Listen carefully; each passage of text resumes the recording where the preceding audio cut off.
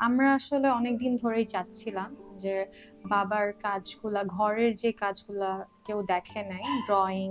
কারণ আমার বাবার হচ্ছে অবশ্যই যারা ভাস্কর্যে পড়ে তাদের ড্রয়িং এক ধরনের হয়, এবং হচ্ছে ড্রয়িং এ মাস্টার হতে হয় আসলে যারা ভাস্কর্য পড়ে।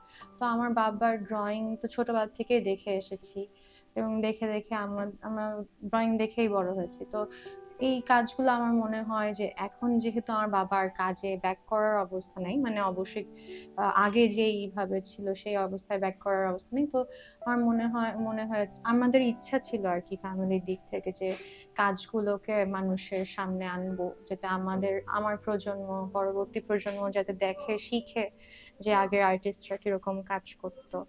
তো সেই দিক থেকে চিন্তা করে আসলে অনেক প্রতিবন্ধকতার মধ্যে দিয়ে গিয়ে আমাদের এটা অনেক আগেই করার কথা ছিল, কিন্তু নানা কারণে করা হয়নি। তো এইবার বেসিক্যালি আসলে কি বলবো, কোন একটা গ্যালারিতে হচ্ছে প্রপোজাল দেওয়া, তারপরে হচ্ছে আম, একটা স্লট পাওয়াও একটা মানে মুশকিলের ব্যাপার। আর আমি হচ্ছে কি বলবো, আমি 19-এ চলে গিয়েছি পড়তে, ফিরেছি হচ্ছে 23-এ লাস্টে। আমার অত জানাশোনা ছিল না যে কোথায় কিভাবে কার সাথে কথা বলে কোন জায়গাটায় পড়বো। তো সেই দিক থেকে চিন্তা করে আসলে আমার বোন আর কি হচ্ছে রিসেন্টলি বাসা শিফট করছে। তো ওর বাসাটাতে কয়েকদিনের মধ্যেই ওঠার কথা। তো তখন আমরা দেখলাম যে বাসাটা যেহেতু খালি আছে, তো এখানেই করা যায়।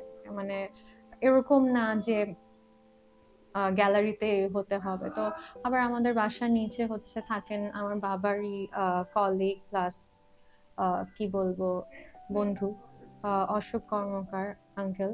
তো আঙ্কেলকে আমি গিয়ে বললাম যে আঙ্কেল এরকম তো আমি করতে চাই বাবার কিছু কাজ নিয়ে। আবার আমাদের বাসার উপর একটা কমিউনিটি হল আছে আর কি। তো আগে আমি হচ্ছে কমিউনিটি হলটা নাচের জন্য, নাচের ভিডিও টিডিও বানাইতাম, গান রেকর্ড করতাম, ইউজ করতাম। তো তখন আমি আঙ্কেলকে বললাম, আঙ্কেল কমিউনিটি হলে করি যদি, তাহলে কি কোনো সমস্যা হবে? কারণ যেহেতু বিল্ডিং এ একটা পারমিশনের ব্যাপার থাকে, অনেক কিছু ব্যাপার ট্যাপার থাকে, বাকিদের যাতে ডিস্টার্ব না হয় সেটার একটা ব্যাপার। তখন আঙ্কেল বললেন যে আহ যে আমার মনে হয় তোমাদের যে বাসাটা খালি আছে ওইখানেই করো, আরো বেটার হবে, একটা ফিল আসবে, ঘরোয়া পরিবেশে তুমি হাউস শো হিসেবে জিনিসটা করতে পারো। ও তখন আমি বললাম যে হ্যাঁ এটা তো খুব ভালো হয়, এরকম যদি করতে পারি। তো তখন আমার বোনও বলল যে হ্যাঁ আমার বাসাটা তো পড়েই আছে, আমরা উঠি নাই এখনো। এবং আমার বোনের বাসায় লাইট গুলো লাগানো হয়েছে, ফ্যান লাগানো হয়েছে দুইটা ঘরের। তো ওই লাইট গুলা ইউজ করা হয়েছে। একটা ধরেন টোটাল 4টা রুমের মধ্যে 7টা লাইট।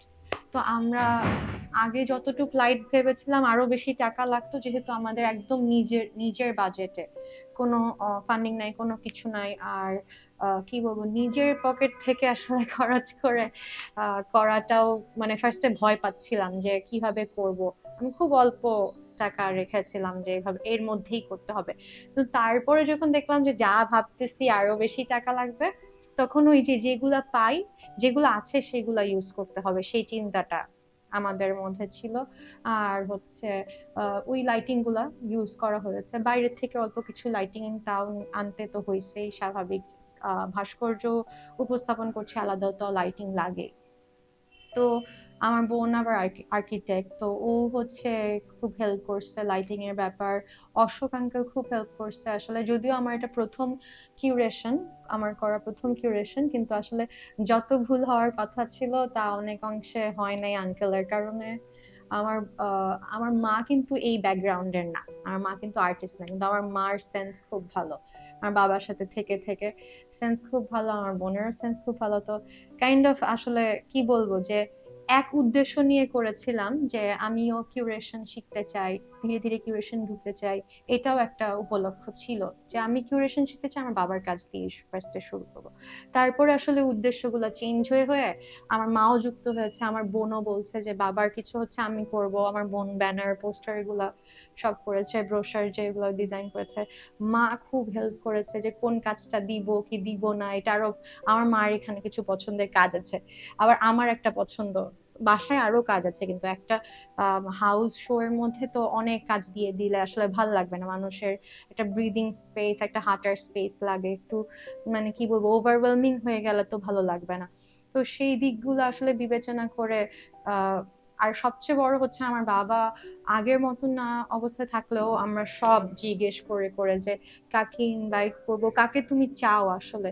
তো এটা খুবই ইন্টিমেট একটা শো রাখার ইচ্ছা ছিল, যে আমাদের উদ্দেশ্য ছিল যে খুব কাছের বন্ধু, বাবার টিচার, যাদেরকে মানে বাবা কি বলবো আদর্শ আদর্শের দিক থেকে দেখতেন কাজের ক্ষেত্রে, বা জীবনে যাদের সাথে পথ চলা হয়েছে, আমার বাবার বন্ধু বান্ধবরা, পরিবারের বিভিন্ন সদস্য, আমার বন্ধু বান্ধব কিছু, আমার বোনের, আমার বোন জামাইয়ের মার আত্মীয় স্বজন, সবাই। এই খুব অল্প পরিসরে আমরা ব্যাপারটা করতে চিন্তা করেছি, যে পরবর্তীতে হয়তো এভাবে শুরু করি, তারপরে হচ্ছে এটা করে দেখি কি হয়।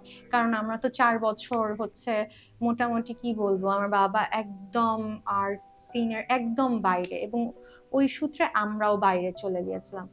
আবার আমার মানে আমি যদিও স্কাল্পচারে পড়েছি, কিন্তু আমি যেহেতু বাংলাদেশে পড়ি নাই, তো আমার তো বন্ধু বান্ধবের সাথে একটা গ্যাপ হয়ে গেছে বাংলাদেশের। তো মোটামুটি আসলে আমি জানতাম না যে কাকে কিভাবে কি বলবো। তো যাই হোক, আমার মনে হয় যে এইটা করতে পারার পরে এখন আসলে দেখতে পাচ্ছি যে এটাই আমাদের দেখার ইচ্ছা ছিল, যে আসলে আমরা এরকম একটা কাজ করলে আরো কত মানুষ উৎসাহিত হয় যে বাবার কাজ দেখার ব্যাপারে, জানার ব্যাপারে। তো এই যে ফিডব্যাকটা পেলাম আর কি এই এক্সিবিশন থেকে, হাউস শোটা থেকে, যে আমাদের ইচ্ছা আছে যে হোপফুলি যদি সব ঠিকঠাক থাকে, আমরাও যদি সবকিছু ম্যানেজ করে উঠতে পারি, তাহলে এই এই কাজটা কন্টিনিউ করে যাব। একটা হচ্ছে যে বাবার কাজগুলো প্রিজার্ভ করা দরকার, তারপরে হচ্ছে কি বলবো যাতে করে মানুষ আরো জানে। আর আরেকটা বড় ব্যাপার হচ্ছে ভাস্কর্যের যে সঠিক ভ্যালু যেটা হওয়া উচিত মানুষের কাছে। বাংলাদেশে এত সুন্দর সুন্দর ভাস্কর্য আছে, অনেক থিমেটিক ভাস্কর্য আছে বাংলাদেশে, মুক্তিযুদ্ধের কত সুন্দর সুন্দর ভাস্কর্য আছে আসলে। এবং নট অনলি দ্যাট, অ্যাবস্ট্রাক্ট ভাস্কর্য অনেক রয়েছে। তো সেইগুলাই আসলে যে এর মধ্যে বাবা একজন ফিগার যে কিনা অনেক কাজ করেছেন। তো সেইটাই যে একটা আর্টিস্টকে কিভাবে সম্মান করতে হয়, একটা আর্টিস্টের যে জার্নি, ওইটাই আমার কাছে এটাই মনে হয় যে কিউরেশন মানে কি, যে একটা আর্টিস্টের জীবনটাকে, আর্টিস্টের কাজগুলাকে সেলিব্রেট করতে পারা। তো ওইটা থেকেই যে আমি আমার বাবাকে দিয়ে শুরু করলাম। হোপফুলি যে সামনে আরো হয়তো যাদের কাজ ভালো লাগে, যাদের সাথে কাজ করতে চাই, যাদের কাজ নিয়ে আসলে, আর বিশেষ করে মেইন হচ্ছে যাদের কাজ সম্পর্কে আমাদের জানা দরকার, এটা হচ্ছে সবচেয়ে বেশি জরুরি দরকার। আমার কাছে এটাই মনে হচ্ছে যে আমার বাবার যে কাজের কোয়ালিটি দেখলেই বোঝা যায় যে এই কাজগুলো মানুষের জানা দরকার। এখনকার স্টুডেন্টরা, আমার নিজের জন্য আমি যখন ড্রয়িং করি, আমি বাবার ড্রয়িং দেখে আমার মনে হয় যে আমার ড্রয়িং কি করি। তো এইটাই যে এই ড্রয়িং গুলো যদি আরো দেখে, স্টুডেন্টরা আরো ভালো শিখতে পারবে। আরো বড় বড় বাংলাদেশের আর্টিস্ট আছে যারা কত ভালো ভালো কাজ করে গেছেন, ওনাদের কাজগুলো যাতে মানুষ দেখে, শিখে, ওইটাই আর কি।